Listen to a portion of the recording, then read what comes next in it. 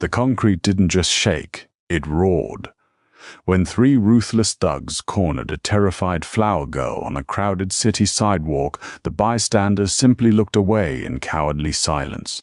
But the streets were watching, and in the distance the deafening thunder of 300 V-twin engines was coming to collect a debt of honor. The intersection of Fife and Alder was usually a place of transient indifference, a gray slab of the city where people moved with their heads down and their headphones in. For 19-year-old Leora Adams, however, it was a lifeline. Leora stood shivering in a frayed olive-green jacket, her hands calloused and stained with the green sap of freshly cut stems. Arranged before her in a series of battered plastic buckets was an explosion of color, vibrant blue hydrangeas, cheerful yellow sunflowers, and bundles of delicate, flawless white roses. They were the only beautiful things on the block. Leora had been awake since 3 a.m, negotiating with the grumpy wholesalers at the floral market, spending the last $40 to her name to secure this inventory. She wasn't out here for pocket change. She was out here because the landlord had slipped a final eviction notice under the door of the damp basement apartment she shared with her 10-year-old brother, Leo. Leo's asthma medication was already empty, and desperation had a way of keeping you warm, even in the biting November wind.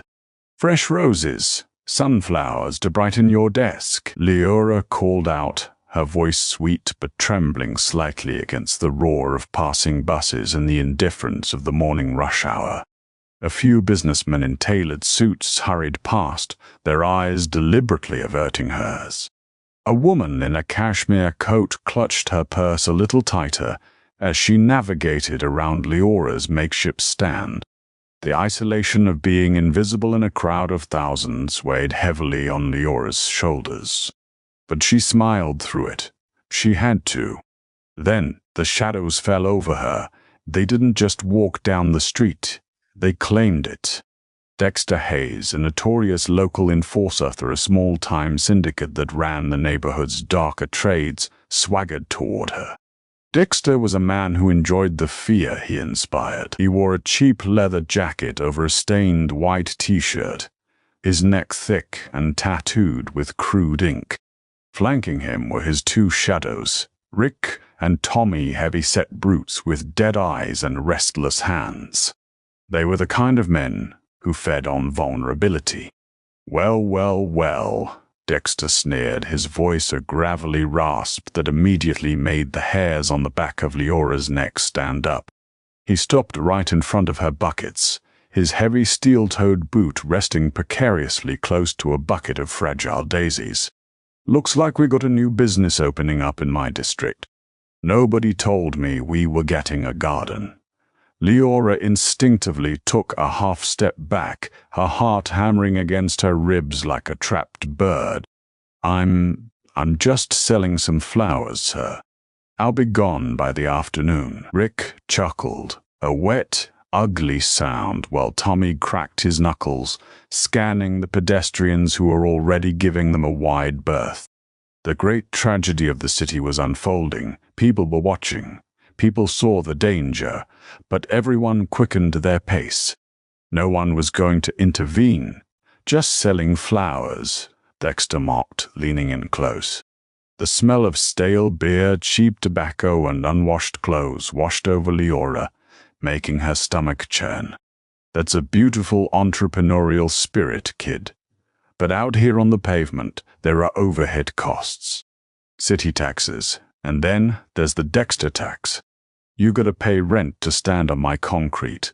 "I don't have any money," Leora said, her voice shaking despite her desperate attempt to sound firm. "I just started. I haven't even sold a single bouquet yet." "Then you're a bad businesswoman," Dexter spat, his amusement suddenly vanishing into cold hostility. "Let me teach you a lesson in economics." Without warning, Dexter swung his heavy boot, kicking the bucket of sunflowers. The plastic cracked loudly. Water, dirt, and bright yellow petals exploded across the filthy sidewalk. "No," Leora cried out, dropping to her knees.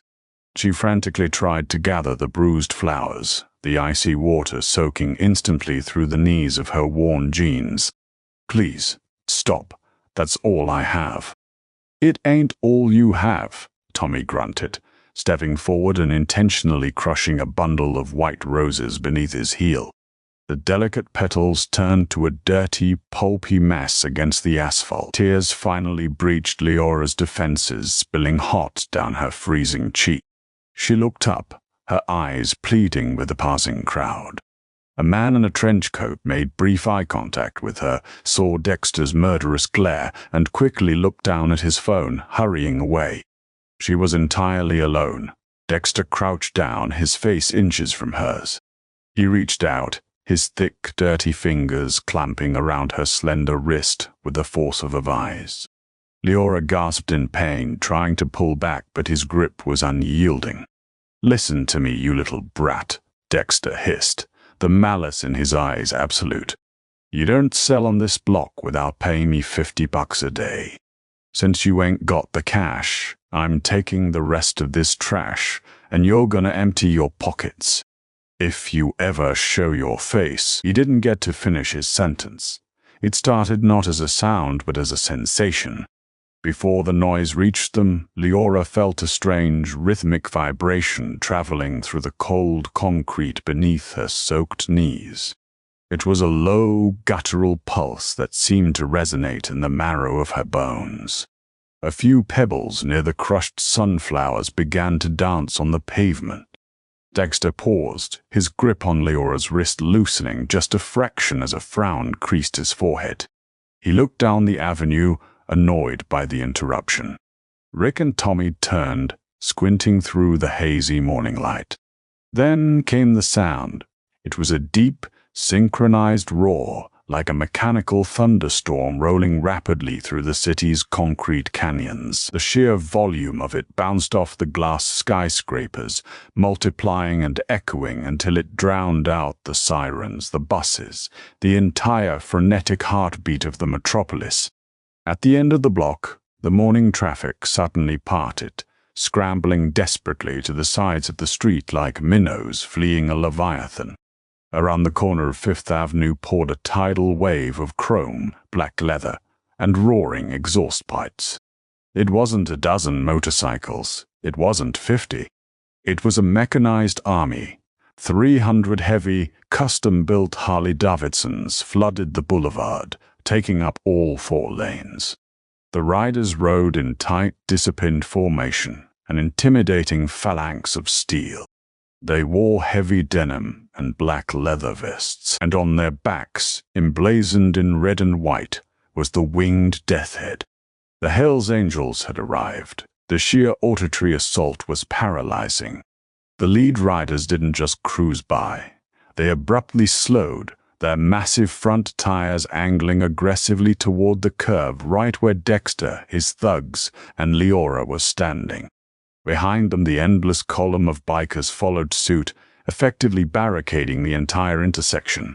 They shut down the city block. Cars stopped dead. The cowardly pedestrians who had ignored Leora moments before now froze in absolute terror, pressing themselves flat against the storefronts. Dexter dropped Leora's wrist as if it had caught fire. He took a stumbling step backward, his previous swagger evaporating into cold, raw panic. Rick and Tommy bumped into each other, their eyes wide, realizing they were completely boxed in by a wall of hardened men who looked like they chewed gravel for breakfast. The roaring engines idled, a deafening, throbbing growl that vibrated the very air. At the front of the pack, a man stepped off a massive, custom-rigged street glide. He didn't bother with the kickstand. Another biker seamlessly reached out and held the massive machine steady for him. This was Leonard Grizzly Pendleton, the president of the local charter. He was a mountain of a man, standing 6'4" with shoulders like a bankfull. A thick, silver-streaked beard covered the lower half of his face, and a jagged white scar cut through his left eyebrow, speaking of a life lived violently and unapologetically. His heavy boots hit the pavement with an ominous thud. Grizzly didn't rush. He walked with a terrifying, deliberate slowness toward the flower stand, his dark eyes locked dead onto Dexter. Dexter's tough guy facade completely shattered. He held his hands up, palms out, his voice cracking. "Hey man, we ain't looking for no trouble, we're just doing some local business. We respect the club." Grizzly ignored him. He walked right past the trembling thugs, stopping in front of Leora, who was still kneeling in the puddle of water and crushed petals. The giant biker reached down with a hand the size of a catcher's mitt. His fingers, covered in heavy silver skull rings, were surprisingly gentle as he offered her his hand. Leora, trembling from a mixture of cold, fear, and sheer shock, tentatively placed her small hand in his. Grizzly pulled her effortlessly to her feet. He looked down at the ruined sunflowers and the crushed white roses. A dangerous, quiet fury flashed in his eyes before he turned his gaze back to Leora. "You okay, little bird?" Grizzly's voice was surprisingly deep and gravelly, yet laced with a protective warmth that completely disarmed her. I think so," Leora whispered, clutching her bruised wrist. Grizzly slowly turned to face Dexter. The silence from the 300 bikers behind him was somehow more deafening than the idling engines. "Do you know why we're here, punk?" Grizzly asked, his voice low enough that Dexter had to strain to hear it over his own hammering heartbeat. "And no, sir," Dexter stammered, stepping back until his back hit a brick wall. Grizzly reached inside his heavy leather vest. Dexter flinched, expecting a weapon. Instead, Grizzly pulled out a single, perfectly preserved white rose. Its stem was carefully wrapped in a damp paper towel. The twist of fate hung in the air. Just 4 days ago, an elder of the club, a man known simply as Old Man Wyatt, had passed away. He was a legend, a mentor to Grizzly. The day before the massive funeral, Grizzly had been sitting alone on a park bench near the cemetery, a rare moment of private grief breaking the hardened biker. He had been weeping, quietly and alone. Leora had been walking past, carrying her unsold inventory back to her cramped apartment. She hadn't seen a terrifying outlaw. She had just seen a man in profound pain. Without a word, without asking for a dime, she had walked up to the giant stranger, handed him her absolute best white rose, offered a gentle, empathetic smile, and walked away. She didn't know the club had eyes everywhere. She didn't know that simple act of unprompted kindness had been witnessed by 2 nomad prospects riding security for the president. And she certainly didn't know that in the underworld, respect and kindness from an innocent were currencies more valuable than gold. "This girl," Grizzly said, his voice rising now, carrying across the silent, terrified square, "showed respect to my family when she didn't have to. She gave light when we were in the dark." Grizzly stepped forward, closing the distance to Dexter. He grabbed the thug by the collar of his cheap jacket, lifting the man until the tips of his boots barely grazed the pavement. "And you," Grizzly snarled, his breath hot against Dexter's face, "just stepped on her light." Behind Grizzly, 300 heavy leather boots shifted on the pavement in perfect, menacing unison. The circle was closing. Grizzly held Dexter suspended, the thug's heavy steel-toed boots scraping desperately against the frozen concrete. The air in the intersection had grown incredibly thin.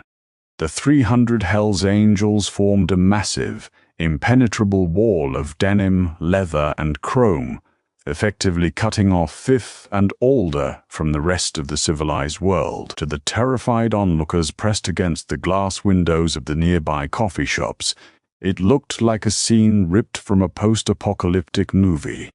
But to Leora Adams, kneeling in a puddle of ruined sunflowers, it looked entirely different. It looked like salvation. I didn't know. Dexter choked out, his face turning a blotchy, mottled purple as Grizzly's massive fist tightened the collar of his cheap leather jacket. "I swear to God, man, if I knew she was under the club's protection, I never would have looked twice at her." I'm sorry. I'm sorry. I'm sorry is a word for people who make mistakes, Grizzly rumbled, his voice devoid of any heat, which somehow made it infinitely more terrifying. He wasn't yelling. He didn't need to. You didn't make a mistake, Dexter. You made a choice. You woke up this morning, looked at a girl trying to survive, and chose to be a predator. But out here on the pavement, there's a food chain, and you just realized you aren't at the top of it. Grizzly abruptly opened his hand. Dexter crashed to the ground like a sack of wet cement, gasping for air and scrambling backward until his spine hit a streetlight pole.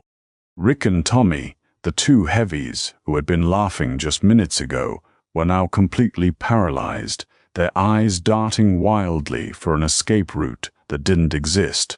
Two bikers, massive men with scarred knuckles and cold eyes, stepped up directly behind them, crossing their arms over their chests.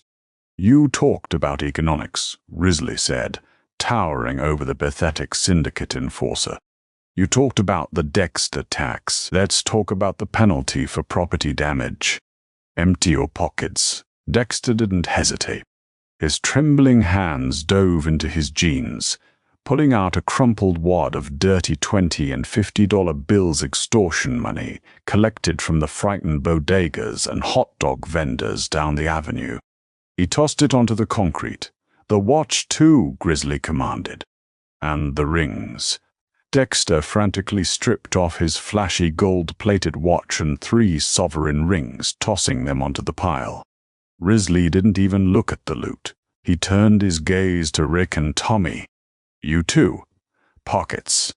Now. Within seconds, a small mound of cash, cheap jewelry, and a couple of switchblades lay on the asphalt. Now pick up that trash. Grizzly gestured to the crushed sunflowers and ruined white roses, every single petal. You use your bare hands. If I see a speck of yellow or white left on this sidewalk, we're going to have a much deeper conversation about anatomy. The 3 thugs dropped to their hands and knees in the freezing puddle, frantically scraping up the ruined flowers, mud, and broken plastic. The humiliation was absolute. The power dynamic of the entire neighborhood shifted in those agonizing 3 minutes. The businessmen and pedestrians who had ignored Leora's plight now watched in stunned silence as the local bullies were reduced to sobbing scavengers under the watchful, merciless eyes of 300 outlaws. When the sidewalk was clear, Grizzly pointed a massive silver-ringed finger down the avenue. You don't walk on this block anymore. You don't breathe the air on this block. If I catch wind that you even looked at a map of this district, the club will come looking for you. And next time, we won't be talking. Run. Dexter, Rick, and Tommy scrambled to their feet and sprinted down the avenue, not once looking back, disappearing into the city like rats fleeing a flooded sewer. Grizzly kicked the pile of extorted cash toward the gutter, refusing to let dirty money touch Leora's business. He turned around, the terrifying aura instantly melting from his broad shoulders. He walked back to Leora, who was still clutching her bruised wrist, wide-eyed. I apologize for the noise, ma'am, Grizzly said gently, removing his heavy leather riding gloves and tucking them into his belt. They won't be bothering you again. Thank you, Leora stammered, tears welling up afresh, this time from overwhelming relief. I don't even know what to say. Why did you do this? I told you, Grizzly replied, his voice softening as he looked down at the surviving buckets of pristine white roses. You gave old man Wyatt a beautiful send-off. You showed me kindness when I was just a stranger crying on a bench. The club doesn't forget a debt, and we don't abide cowards picking on girls. Grizzly looked at the remaining inventory. Business looks a little slow today. We're going to need to fix that. He turned to face his men. He didn't shout. He just gave a sharp, 2-fingered whistle that cut through the idling rumble of the V-twins. All right, brothers, the president needs a bouquet. I think we all need a bouquet today. What happened next defied all logic of the gritty, hardened city. One by one, massive, tattooed men, some with rap sheets longer than a dictionary, men who had survived gang wars and prison stints, set off their engines, lowered their kickstands and lined up on the sidewalk. A biker known as Knuckles Donovan, whose face was a map of barroom brawls, stepped up first. He reached into his leather vest, pulled out a crisp, brand-new $100 bill, and handed it to Leora. "I'll take one of them blue ones, sweetheart," Knuckles said with a surprisingly gentle smile, carefully taking a single hydrangea. "Keep the change." Next was a massive, bald man named Iron Mike. He handed her another 100, "White rose for my old lady." "Bless you, kid." Tears streamed freely down Leora's face as the line moved forward. Hundreds of dollars piled up in her cold hands, turning quickly into thousands. These men didn't just buy her flowers, they bought her dignity back. They bought her brother's medicine. They bought her the warmth of knowing she wasn't invisible. As the buckets emptied, Grizzly stood by her side. "Why are you out here in the freezing cold, Leora? A girl your age should be in school." The kindness broke the dam. Leora told him everything. She told him about the damp basement, the slumlord Reginald Bates who had slipped the eviction notice under her door, and most importantly, she told him about 10-year-old Leo, struggling for breath in the middle of the night without his asthma inhalers. Grizzly's jaw tightened. A muscle leaped in his cheek. He looked over his shoulder at a tall, lean biker wearing wire-rimmed glasses. "Doc," Grizzly called out. Doc Harrison jogged over. "Yeah, boss?" "We got a 10-year-old boy needs asthma medication pronto," Grizzly ordered. "Get to a pharmacy. Tell them to put a year's supply on the club's tab. If they give you a hard time about a prescription, you call me." "On it," Doc nodded, pivoting on his heel and sprinting toward his bike. Grizzly looked back at Leora, who was now holding over $4,000 in cash. "Pack up your buckets, little bird. We're giving you an escort home. I think it's time I had a little chat with your landlord." The procession that rode into the dilapidated low-income district on the city's east side was unlike anything the neighborhood had ever witnessed. 300 roaring Harley-Davidsons rolled down the cracked pavement of Elm Street, moving at a slow, deliberate crawl. At the center of the formation, riding safely in the sidecar of Knuckles Donovan's vintage cruiser, was Leora Adams. She was wrapped in 3 heavy leather vests to keep out the chill, clutching a handful of unsold roses and a wad of cash that meant survival. People peered out from behind drawn blinds and rusted security gates. The neighborhood was usually ruled by small-time corner boys and slum dwellers. But as the Hells Angels flooded the street, the local thugs vanished into the woodwork. They parked in front of a crumbling 4-story brick building. The paint was peeling, the gutters were rusted through, and a persistent leak from the roof had created a sheet of dirty ice down the side of the entrance. "This it?" Grizzly asked, stepping off his bike. Leora nodded, shivering as she pointed to the basement windows, which were hastily patched with cardboard and duct tape. "We're down there, Mr. Bates, the landlord, lives in the penthouse on the 4th floor." "Knuckles, Iron Mike, you're with me," Grizzly commanded, his voice returning to that terrifyingly calm register. He looked at the rest of the club. "Secure the block. Nobody comes in, nobody goes out." Grizzly, flanked by his 2 most imposing officers, didn't bother pressing the buzzer. Iron Mike simply kicked the reinforced lobby door right off its hinges. The crash echoed through the miserable building. The 3 giants marched up the creaking stairwell, their heavy boots sounding like the drumbeat of an invading army. They reached the 4th floor. Grizzly didn't knock. He reached out and snapped the handle off the door, pushing it open. Reginald Bates, a sleazy, overweight man wearing a silk bathrobe and holding a glass of cheap scotch, jumped out of his leather recliner. His eyes bulged in pure terror as 3 massive bikers filled his living room. "What is the meaning of this?" Bates shrieked, his voice cracking. "I'm calling the police." Grizzly walked slowly across the expensive carpet, snatching the phone from Bates' hand and crushing the receiver in his fist. He dropped the plastic shards onto the floor. "Reginald Bates," Grizzly said, pulling a crumpled piece of paper from his pocket. It was the eviction notice Leora had given him. "You issued this to apartment 1B. Leora and Leo Adams. They're 3 months behind on rent," Bates stammered, backing away until he hit a bookshelf. "I have a right to my money, and you have a responsibility to provide heat," Grizzly countered, stepping into Bates's personal space. "I felt the radiators downstairs. They're ice cold. You've got a 10-year-old boy freezing in a damp basement while you drink scotch in the warm." Grizzly held up the eviction notice and slowly, deliberately, ripped it to shreds, letting the pieces flutter to the floor. "Here is the new lease agreement," Grizzly said. "Leora and Leo are no longer paying rent. The Hells Angels Motorcycle Club is formally annexing apartment 1B. It is now club property. If the heat goes off for even 1 hour, if the water pressure drops, if a single cockroach crawls across that girl's floor, I will hold you personally responsible.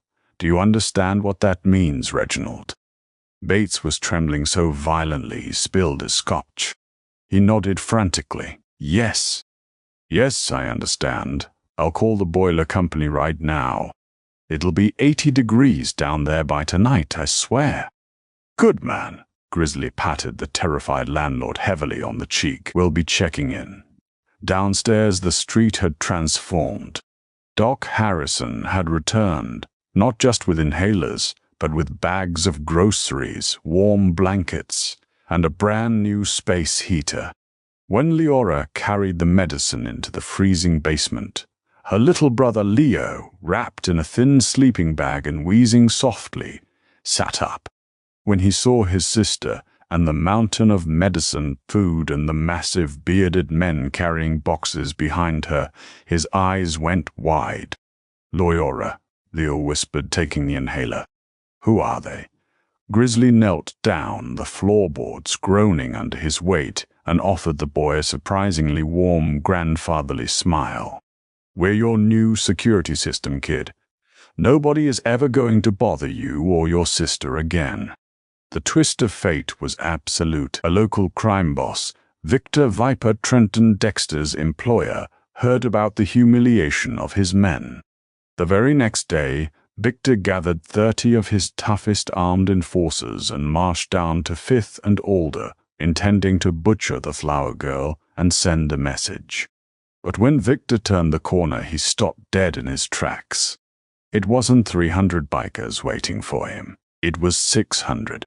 Word had spread through the underworld overnight. The regional charters, the national officers, even nomads from 3 states over had ridden in. They didn't just line the street. They occupied the rooftops, the alleys, the storefronts.